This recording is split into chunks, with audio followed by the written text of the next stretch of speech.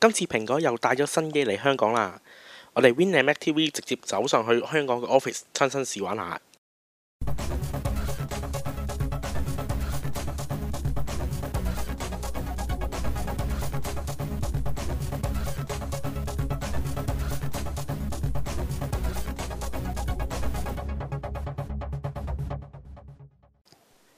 其實今次嘅記者會，佢哋都有提及新版嘅 iLife 11，不過我哋睇咗部 MacBook Air 先啦。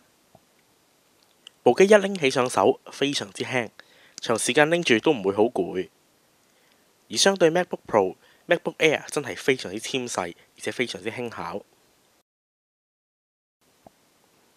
如果從側邊睇，部機就更加薄到有啲似刀鋒咁，所以摸部機嘅時候，我就覺得有啲戒手啦。相比起新舊13寸嘅 MacBook Air，佢都係非常輕同埋薄啊！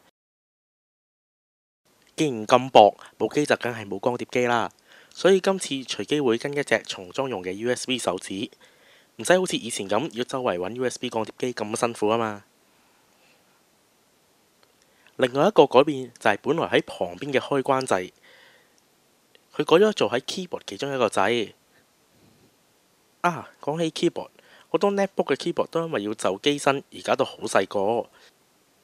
不過我就覺得 MacBook Air 嘅 keyboard 打起上嚟嘅手感就非常之好啦。咁部機嘅速度又係點呢？你睇下，我一開個 iMovie，基本上唔使點等就已經彈咗個主界面出嚟啦。再開埋個 iPhoto 睇片都一樣係咁順啊！等我試埋個聲先。